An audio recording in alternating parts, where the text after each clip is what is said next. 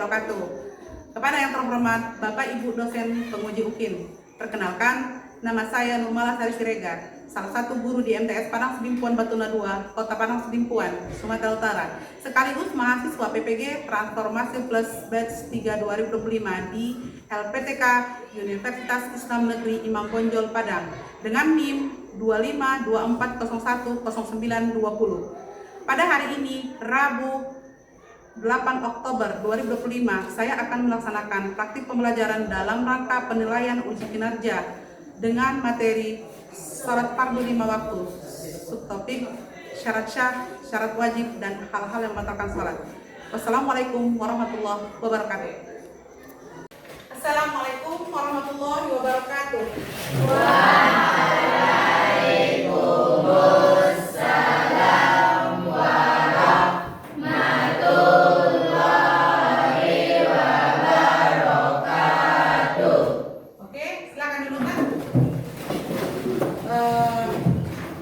Apa kabar hari ini semuanya anak dan ibu? Alhamdulillah, luar biasa. Alhamdulillah, Allah masih memberikan kita kesehatan, masih diberikan kesempatan sehingga masih bisa mengikuti pembelajaran hari ini. Ucap apa sama Allah? Alhamdulillah. Semuanya sehat kan? Sehat, Bu. Oke, untuk mendapatkan keberkahan dari Allah Subhanahu wa taala, marilah kita memulai hari kita ini dengan mengucapkan doa, meminta doa kepada Allah. Semoga Allah membukakan pintu ilmu, memberikan pemahaman untuk kita semuanya agar bisa memahami pelajaran hari ini dan selanjutnya. Ya, berdoa dipimpin oleh Ketua Kelas Usman.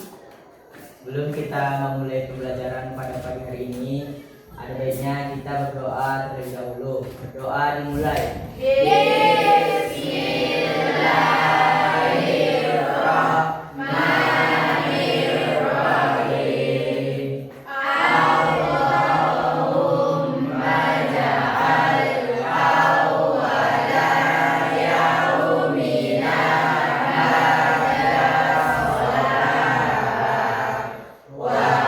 rahmatika ya arhamar rahimin walhamdulillahi rabbil alamin. Oke, baiklah. Sebelum kita mulai pembelajarannya, kita ibu cek dulu ya siapa yang tidak hadir hari ini. Lita Priani, oke. Silvana Putri, Siska Harahap, Hadir, Bu. Purnama Siregar. Sakit ya? Iya, Bu. Semoga Ananda segera diberikan kesembuhan ya, biar bisa mengikuti pembelajaran selanjutnya. Nazira, hadir Bu. Oke, alhamdulillah ya. Kita lanjutkan kegiatan selanjutnya seperti biasa. Sebelum kita memulai pembelajaran, untuk menumbuhkan cinta kita terhadap tanah air, marilah kita menyanyikan lagu nasional.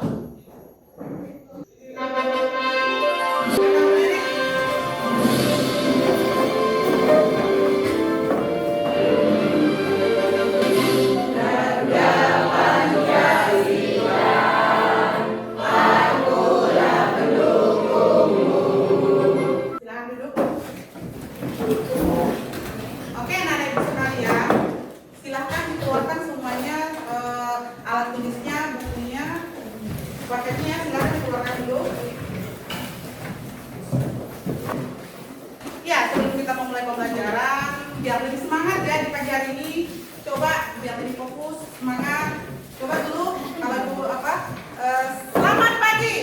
Pagi, ceria. Oke, kita buat dulu ya ice breathing-nya. Coba kita tepuk konsentrasi. Ayo semuanya, tepuk konsentrasi.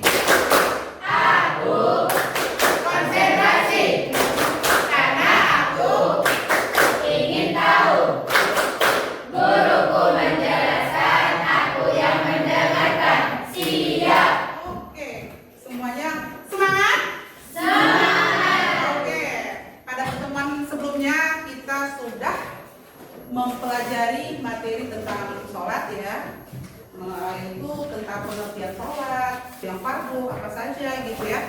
Coba review ya Ibu, yang dulu kemarin kita membahas soal pengertian sholat. Siapa yang masih ingat?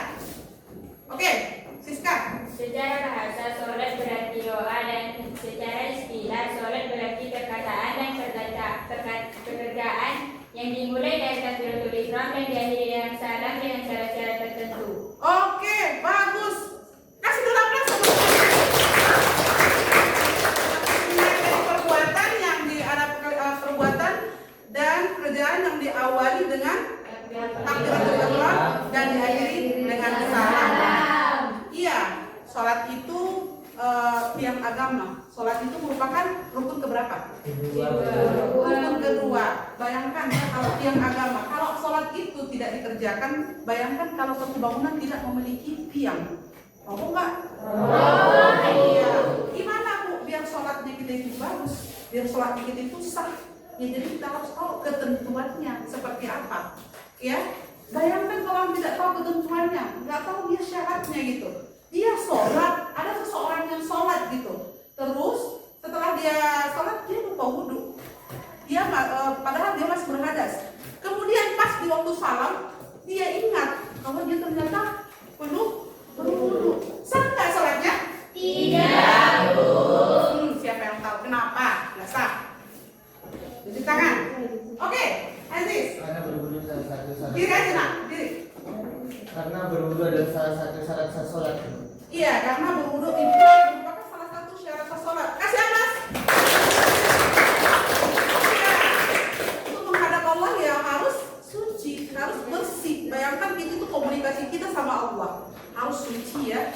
Karena Allah yuhibbut tawabin wa yuhibbul mutatahhirin. Oke. Ya, jadi sebelumnya kita tahu dulu hari ini apa tujuan dari pembelajaran kita hari ini ya.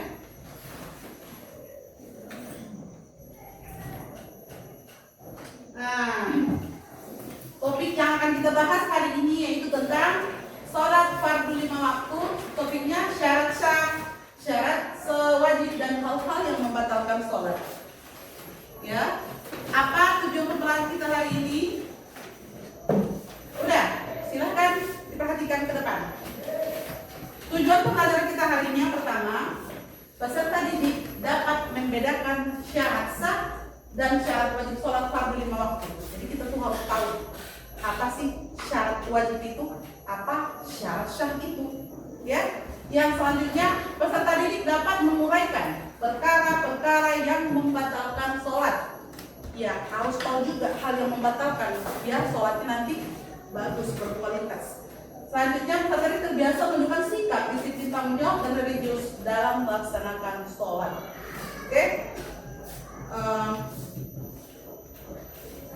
Dan nih, apa perbedaan antara syarat sah dan syarat wajib sholat fardu 5 waktu? Boleh dicatat ya. Dan apa perkara-perkara yang dapat membatalkannya? Nah, coba Aziz dibaca apa syarat sah sholat itu? Syarat sah sholat adalah ketentuan yang harus dipenuhi agar sholat dianggap sah. Jika tidak terpenuhi, maka sholatnya tidak sah. Contohnya, suci dari hadas, menutup aurat, menghadap kiblat, masuk waktu sholat. Iya. Kalau dia sholat sah sholat tadi itu ya. Kalau syarat wajib sholat adalah hal-hal yang menjadikan syarat wajibnya, hal-hal yang menjadikan seseorang itu diwajibkan untuk melaksanakan sholat. Berarti kalau dia memenuhi kriteria ini dia wajib sholat. Apa saja itu? Yang pertama apa? Islam. Islam ya, beragama Islam. Beragama Islam. Yang kedua? Yang berakal ya, yang kalau gila nggak bisa ya. Selanjutnya apa lagi? Balik. Selanjutnya Suci dari hadas dan najis ya. Untuk lebih jelasnya coba perhatikan ke depan. Assalamualaikum warahmatullahi wabarakatuh. Silakan sekalian diperhatikan, sekarang dicatat. Kalau kalian paling penting ya. Semoga sehat selalu dan diberi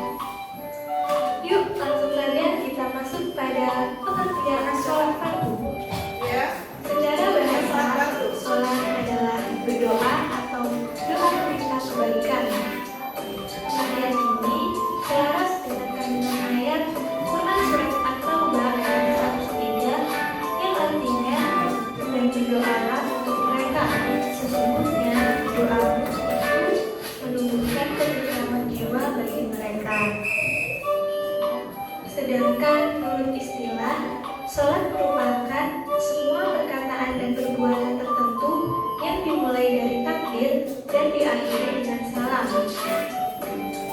Sholat yang diwajibkan sebagai 5 waktu sehari semalam yang biasa kita kenal dengan nama sholat subuh, sholat duha, sholat asar, sholat maghrib, dan sholat isya.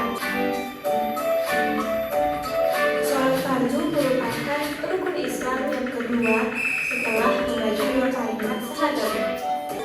Kemudian, tahukah kamu apakah kesamaan dan perbedaan syarat wajib dan syarat sah sholat? Jadi, syarat wajib merupakan ketentuan-ketentuan yang berakibat pada dimulainya melaksanakan sholat. Apabila tidak terpenuhinya salah satu persyaratan akan menunjukkan hukum wajibnya sholat. Kemudian, sedangkan syarat sah adalah ketentuan-ketentuan yang harus dipenuhi sebelum melaksanakan sholat. Apabila tidak terpenuhinya salah satu persyaratan, maka akibatnya sholatnya tidak sah.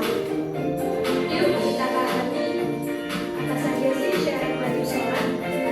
Yang pertama, syarat wajib sholat bagi laki-laki maupun perempuan.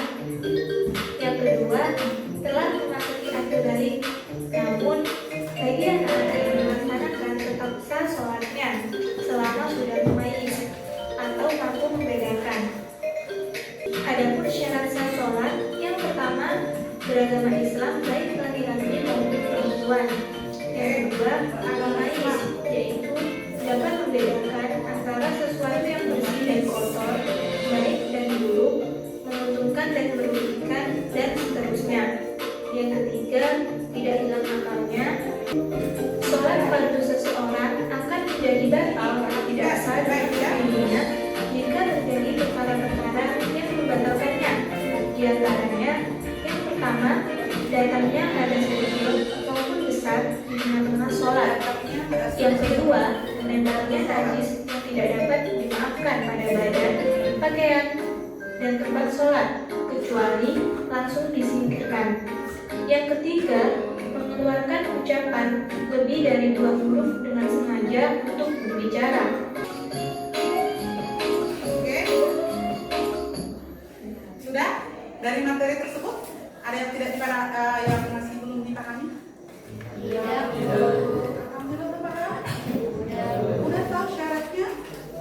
Udah tahu hal yang membatalkannya? Alhamdulillah ya. Silakan berkelompok, udah berkelompok ini ya. Udah berkelompok sesuai dengan kelompok yang kemarin ya. Teman kemarin. Di sini gua akan bagikan KPD ya. KPD untuk dikerjakan. Ini untuk kelompok 1.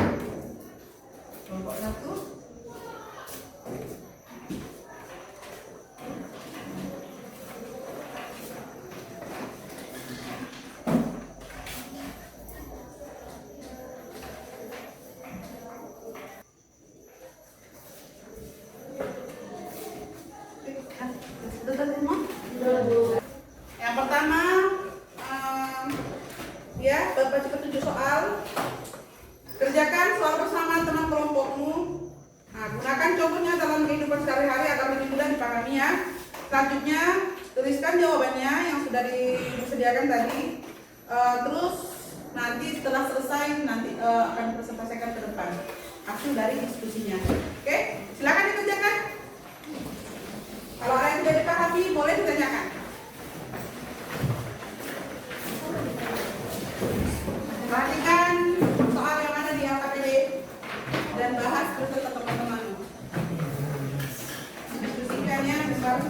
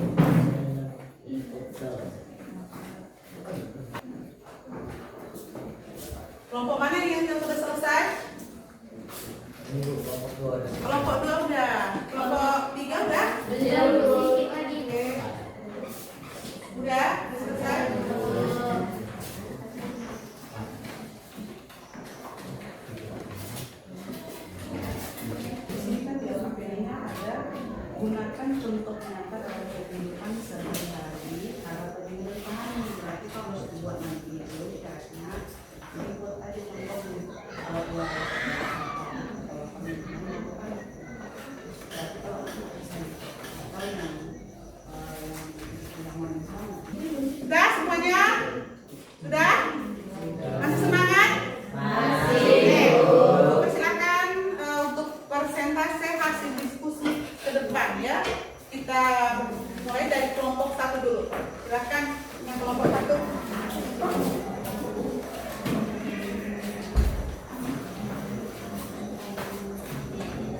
Oke.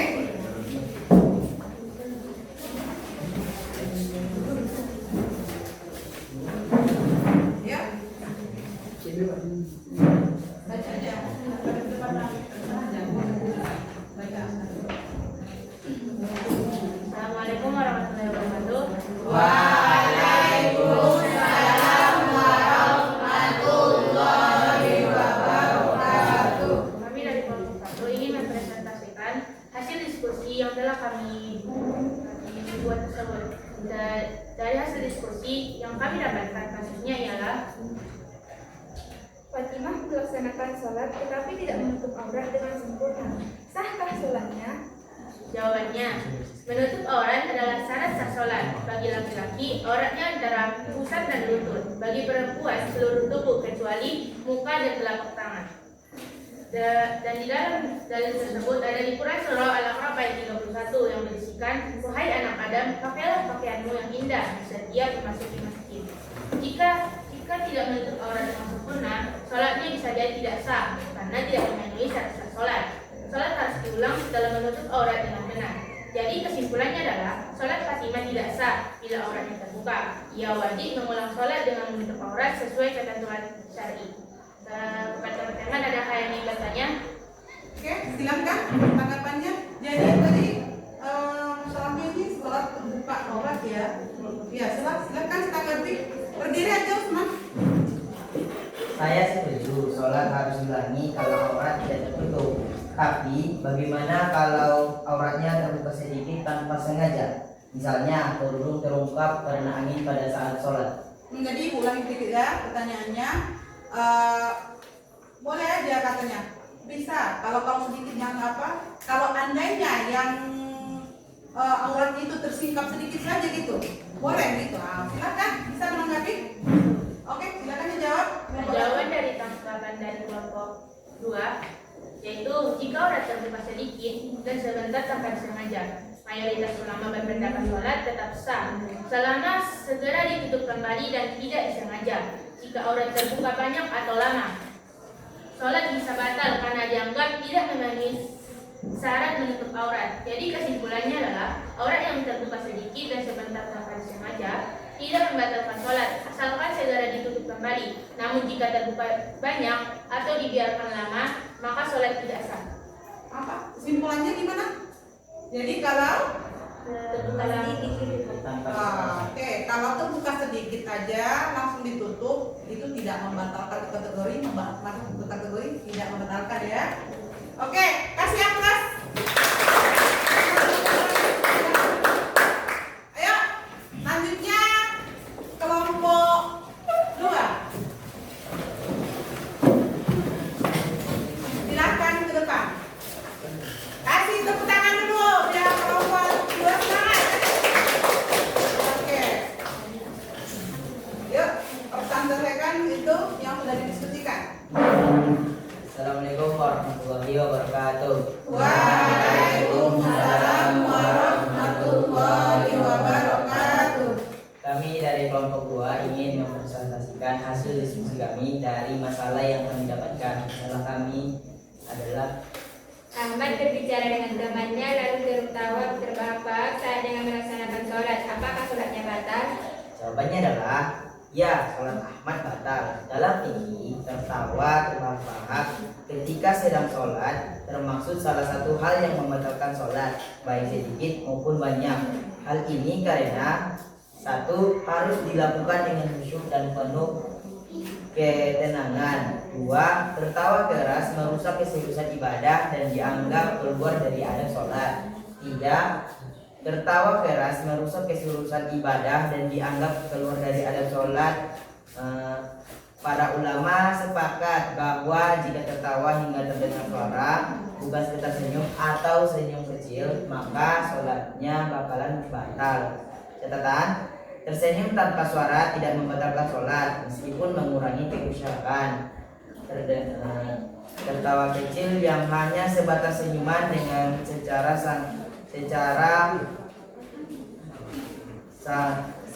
sangat lirik atau tidak terdengar juga masih diperbatalkan. Tapi jumhur ulama berpendapat sholatnya tetap sah. Jadi dalam kasus Ahmad yang sampai terbahak-bahak sholatnya batal dan wajib diulang. Ya, kalau sudah jelas ya, kalau dia sholatnya terbahak-bahak, sudah jelas itu membatalkan. Ada yang bisa menanggapi? Oke, silakan nak. Najis. Jika misalnya Ahmad hanya tertawa kecil, apakah sholatnya masih batal atau tidak? Nah, menurut para jumhur ulama, jika dia tertawa kecil atau senyum tipis itu masih sah. Tetapi kalau dia sudah tertawa tersenyum lebar atau mengeluarkan suara, itu sudah dibatalkan. Oke, sudah bisa dipahami? Sudah. Oke, kasih aplaus sama kelompok duluan. Dari materi kita hari ini, ada yang masih belum dipahami? Ada nggak yang belum dipahami? Boleh bertanya? Ya, ada yang belum dipahami? Alhamdulillah, semuanya udah paham. Ya udah, kita simpulkan dulu ya. Sebelumnya, apa perbedaan syarat sah dan syarat wajib sholat itu? Oke. Syarat sah wajib sholat ialah syarat yang harus ditunaikan sebelum melakukan sholat agar sahnya sholat. Oke. Sedangkan syarat wajib adalah syarat yang mewajibkan orang untuk melaksanakan sholat. Iya, apa saja? Semuanya ya, ibu tanya, kita simpulkan bareng-bareng. Apa saja syarat dari wajib sholat? Apa saja? Yang pertama, berakal sehat, balik, iya, terus, iya, mumayyiz, boleh. Apa lagi? Dah, kalau syarat untuk syahnya sholat, suci dari hadas. Iya, menghadap kiblat. Pada waktu sholat. Iya, tertiba waktu sholat. Iya. Terus ada lagi hal-hal yang membatalkan sholat, biar kita bisa menghindarinya agar nanti ibadah kita menjadi ibadah yang berkualitas ya, diterima sama Allah Subhanahu Wa Taala. Apa hal-hal yang kira-kira bisa membatalkan sholat? Berbicara di waktu sholat. Tertawa terbahak-bahak. Apa lagi? Keluar hadas dan najis. Terkena najis waktu sholat. Apa lagi? Makan dan minum di waktu sholat. Berpaling dari arah kiblat. Iya, mengeluarkan kata lebih dari dua. Oke, semuanya sudah paham. Alhamdulillah. Hari ini Ibu kasih dulu ya soal apanya. Ada di situ soal yang diberikan tadi di belakang, soal untuk evaluasi mandiri. Nah, silakan dikerjakan dulu.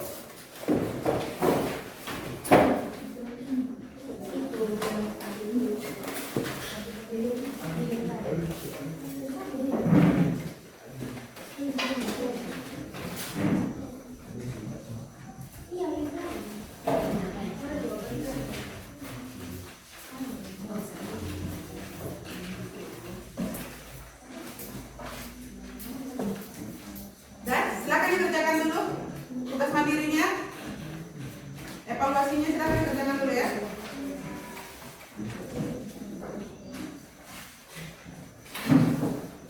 Sudah? Sudah, silakan dikumpulkan. Kumpulkan semuanya.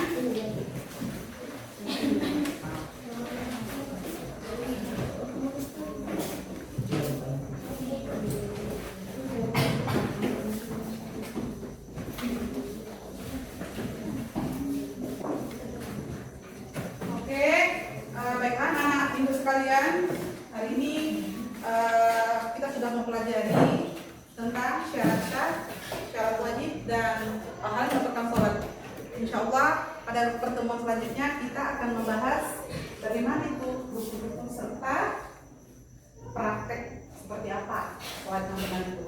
Ya? Ya. Alhamdulillah kita kasih apa untuk kita semuanya. Kita tutup pertemuan kita ini dengan mengucap hamdalah. Alhamdulillahirobbilalamin. Kita tutup dengan doa, ya.